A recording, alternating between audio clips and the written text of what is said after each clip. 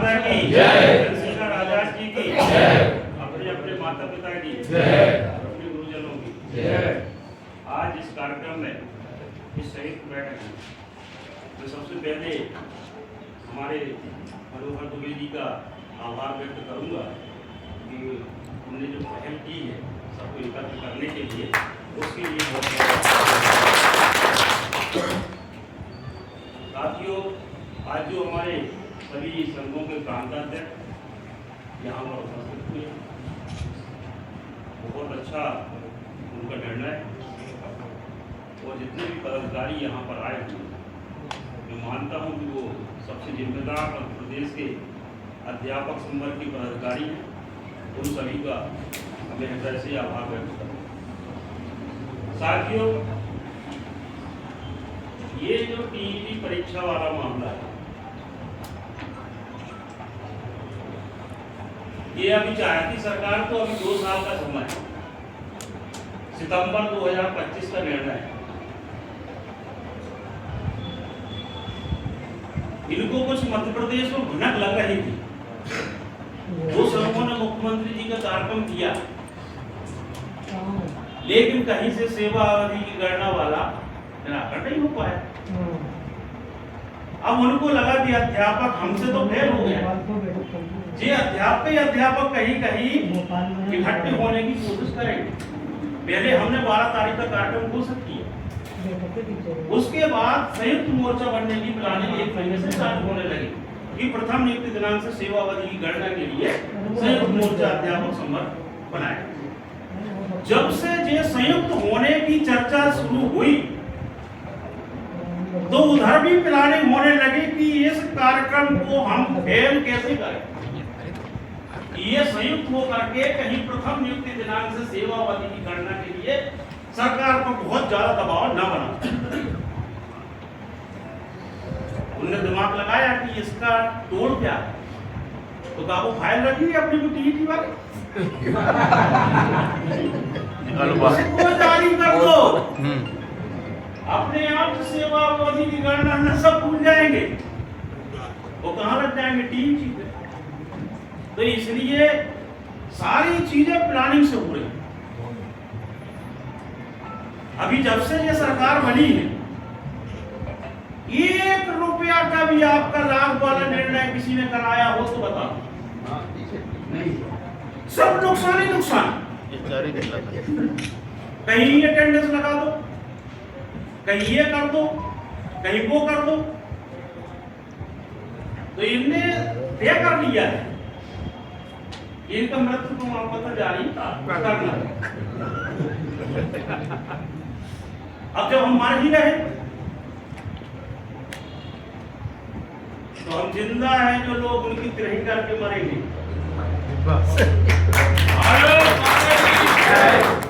हम ऐसे नहीं मरेंगे। कोर्ट में जो मामला है, आज तक के हमारे अनुभव रहे हैं,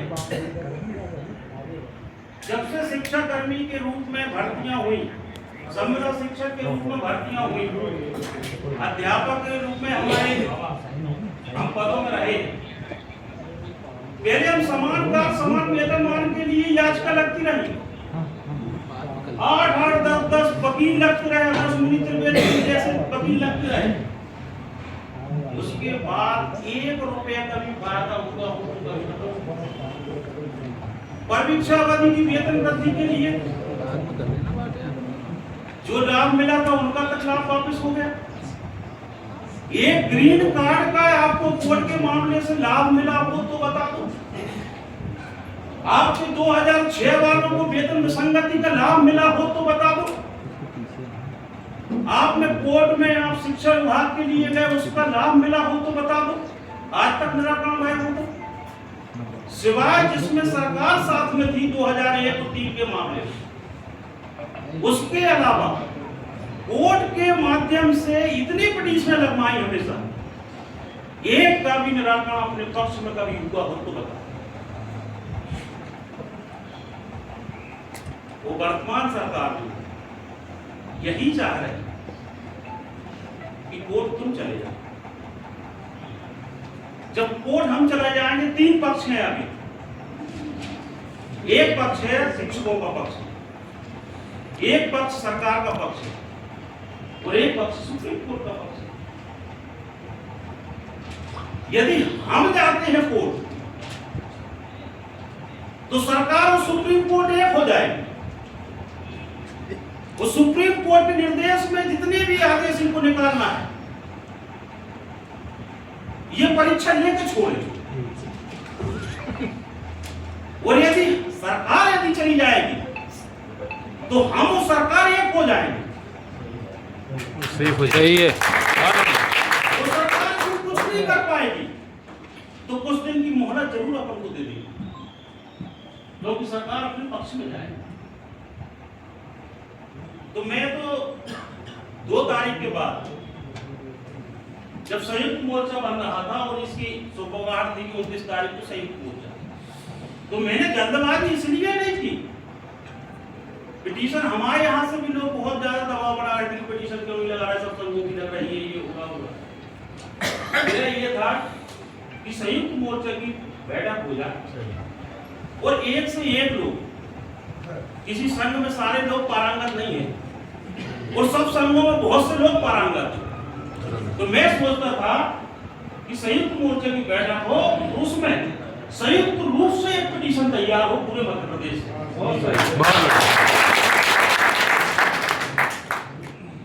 और उसकी समिति बनाई जाए सब संघों की, और जो विधि विशेषज्ञ है वो पिटीशन लगाए कि सरकार पिटीशन नहीं लगाती। लेकिन यदि हम व्यक्तिगत जाएंगे ना, तो मेरा ये है कि आप संयुक्त मोर्चा नहीं जिंदा रख सकते। तो अलग पिटीशनों के चक्कर में ये करोगे, उसको पैसा नहीं देना, उसको नहीं देना, तो तुम संघों के रूप में लड़ोगे चंदा में, तुम संयुक्त नहीं रह पाओगे। एक तरफ तुम यहाँ पर संयुक्त मोर्चा बना करके लड़ने की बात करोगे और वहां पर तुम अलग अलग संघों से पिटीशन लगा करके ये कहोगे कि उन लोगों के चक्कर में नहीं पड़ना। तो कैसे संयुक्त रहो? अब उसके बाद तुम क्या करोगे? तुम घर बैठ के चंदा कर लोगे क्या? तुम अपने जिले की बैठक करवाओगे अपने संघ की, फिर बाद में तुम अपने प्रदेश की भी बैठक करवाओगे अपने संघ की, कि पिटीशन के नाम पे आपको चंदा करना है ना। जब आपकी अलग अलग बैठक होगी तो फिर संयुक्त मोर्चे की बैठक कब होगी और फिर आपके कार्यक्रम कब होंगे? इसी भी स्थिति में आप संयुक्त नहीं रह सकते। वो पहले मैं ये सोच रहा था कि कुछ लोग शिक्षा मंत्री के पास बैठक मिलने गए, उन्होंने कहा बिल्कुल निश्चिंत रहो, सरकार पिटीशन लगा रही है, नोट शीट चल रही है, तो सरकार पिटीशन लगा रही है तो अपन बाइक लगाओ। वो पता चलो बाद में तुम्हारा तुम। तो हमारा ये है कि हम जिसकी कर्मचारी है, आज वर्तमान स्थिति ये है हमारी कि हम जिस मालिक के नौकर हैं उसके विरोध में कितना लड़ लोगे।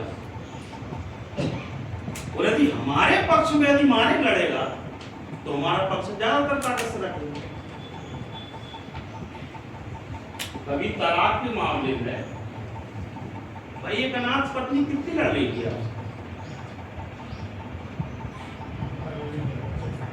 इसी प्रकार से अपनी स्थिति सरकार से ये तो कई पदों को एक वकील लगा देंगे और अपन जाएंगे तो अपने विरोध में वो भेजेंगे।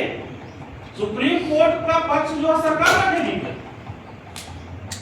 जो भी अपन पक्ष रखेंगे कि नहीं हमारी भर्ती ऐसे ऐसे हुई है, उस पर कटाक्ष करने के लिए सरकार अपना पक्ष रखेगी। वो जो सुप्रीम कोर्ट निर्देश देगी पूरे निर्देशों का ये पालन करेंगे। और इनकी मानसिकता, यदि सरकार एक चीज सोच लेना, यदि सरकार पुनर्विचार याचिका सुप्रीम कोर्ट में नहीं लगा रही है तो आप लाख कोशिश कर लेना, सरकार आपको जलील करके छोड़ेगी, आपकी परीक्षा लेके छोड़ेगी, उसके मन में पाप। आपकी टेस्ट हो जाएगी। ये कि आपको तो राहत देना चाहती सरकार, 2 पुनर्विचार याचिका में जाएगी। और यदि वो राहत देना नहीं चाहती है तो सरकार आपको फेल उड़ी जैसे फेल शिक्षक बना के छोड़ देगी, बिल्कुल भी निकाली नहीं। और फेल शिक्षक के बाद आपको कुछ नहीं करेगी, निकालेंगे अकालेगी नहीं। फिर कम गए प्रथम नाम सेवा करना चाहिए और आपको पेंशन चाहिए, तो सरकार का कहेगी कि तुम फेल वाले आओ। और जो पास वाले हैं फिर उस समय पे भी निलंबित होंगे और फेल वाले बर्खास्त होंगे। सरकार दो प्रकार के कर्मचारी अपनी तय कर लेगी कि जो फेल वाले हैं तो मैं कहां से पेंशन देंगे? फेल संघ में है। अब उसके बाद आप ये सोच लो कि आप इसके लिए या आपकी टीईटी की परीक्षा ले रही है, आप कोर्ट जा रहे हैं, फिर सरकार ये करेगी कि जिसका मूल्यांकन कम है उसकी वेतन वृद्धि रोकेगी। फिर सरकार तीसरी चीज फिर निकाल देगी कुछ और। कब कब कोर्ट जाओगे आप? पूरी जिंदगी भर कोर्टे जाते रहोगे आप? मेरा ये है कि पूरी ताकत से इनसे लड़